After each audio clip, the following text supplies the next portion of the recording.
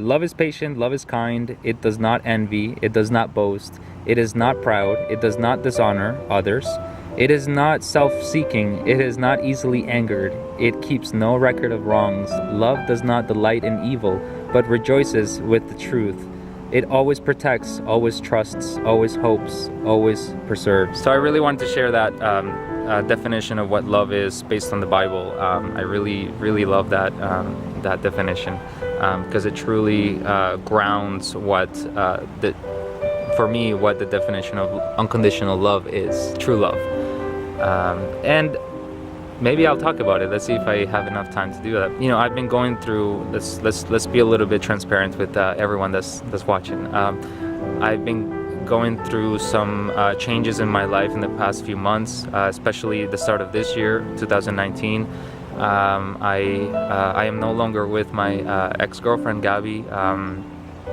However, you know, things happen for a reason, and I do really thank God for everything that has happened, good and bad, if we can say that that is bad or that is good. Because essentially everything that has happened has been really great in terms of how this breakup has been going. Of course, there has been down points in my life. I've cried, I've smiled so much, I've been high on life, but I've really understood that, you know, everything serves for a purpose. Everyone you come across, you know, all the people that you know, they are there for a reason. Maybe, you know, whoever's watching this, you're watching this for a reason. You know me for a reason. The good thing is that I don't know any better. Maybe I mean, maybe I've read a few things. Maybe I've gone through some experiences in life that have taught me some lessons. Maybe you have gone through some other experiences that I haven't been through, and I'm still yet to discover those lessons in life. So you always pay respects to your path. That's actually from a song from one of my favorite artists, Nako, and Medicine for the People. How we wear a ceremony, always be open to your path and your journey, yes. She cradles my loneliness, a home at a forest nest. Universal test, feel the weight of my love, put your hand on my chest and rest. In the cradle of my arms, the battle that we face is a place where our scars come from. But anyways, so where was I? Yeah, so my life has been changing for sure. I do say that if your life does not change, you know, then I don't know if you're doing something good in your life, because, you know, life should always be changing, as how I think.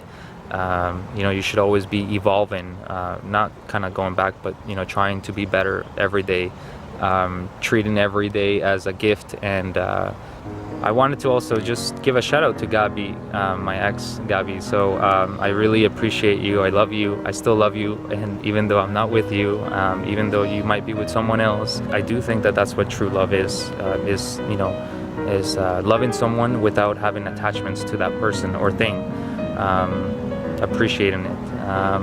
So yeah, she's taught me so much. You know, the reason why I'm sitting here in my free time, having a full-time job, loving my family, loving my friends, appreciating life, appreciating this moment, being so confident, like so many things. I do have to give a shout out to Gabby for that. You are amazing, and a lot of people might not see that, might not see it that way. Everyone has different, you know, views about people, and they judge people, but you know, someone who is on a path of devotion, of love and compassion, sees everyone as one, and as you know, my loving brother, sister. And Gabby, you were my beloved. I do, you know, I do recognize that, and I held a special bond with you, but I needed to let go of that bond to be able to understand that life is not like, you know, you don't go to heaven with this other significant other. You are here, you know, you're born by yourself, you leave this life on your own. So that's what life is. I mean, and if anybody can contradict that, then please let me know. You know, let me know if you know something else that I don't know. I would love to share ideas, you know, different perspectives about life. Okay, and I guess there's an ant on my hand. That's fine. So I don't want to hurt it, but I just want to blow it away because it's distracting me.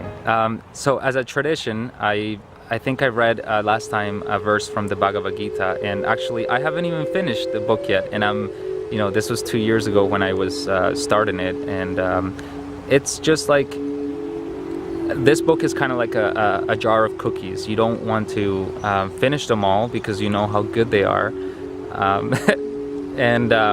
But yeah, so I am on chapter 13, and I wanted to read this really quickly because this is exactly where I am. Text 22, and it says, "The living entity in material nature thus follows the ways of life, enjoying the three modes of nature. This is due to the association with that material nature. Thus, he meets with good and evil amongst various species." So this is the purport here that says, "This verse is very important for an understanding of how the living entities transmigrate from one body to another. It is explained in the second chapter that the living entity is transmigrating from one body to another, just as one changes dress. This change of dress is due to his attachment to material existence. As long as he is captivated by his false manifestation, he has to continue transmigrating from one body to another. Due to his desire to lord it over material nature, he is put in such undesirable circumstances. Under the influence of material desire, the entity is born sometimes as a demigod, sometimes as a man, sometimes as a beast, as a bird, as a worm, and aquatic, and as a saintly man, as a bug. This is going on, and in all cases the living entity thinks to himself to be the master of his circumstances, yet he is under the influence of material nature. How he is put into such different bodies is explained here. It is due to association with the different modes of nature. One has to rise, therefore, above all three modes and become situated in transcendental position. And so the three modes is goodness, passion, and ignorance, I think. I should probably know that. So anyways, I'll continue. This is called Krishna consciousness.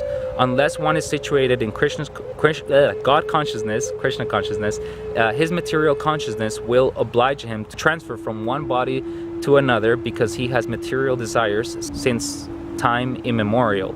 But he has to change that conception. That change can be effected by only hearing from authoritative sources. The best example is here. Arjuna is hearing the science of God from Krishna, the living entity. If he submits to his hearing process, will lose his long-cherished desire to dominate material nature, and gradually and proportionately, as he reduces his long desire to dominate, he comes to enjoy spiritual happiness. In a Vedic mantra, it is said that as he becomes learned in association with the Supreme Personality of Godhead, he proportionately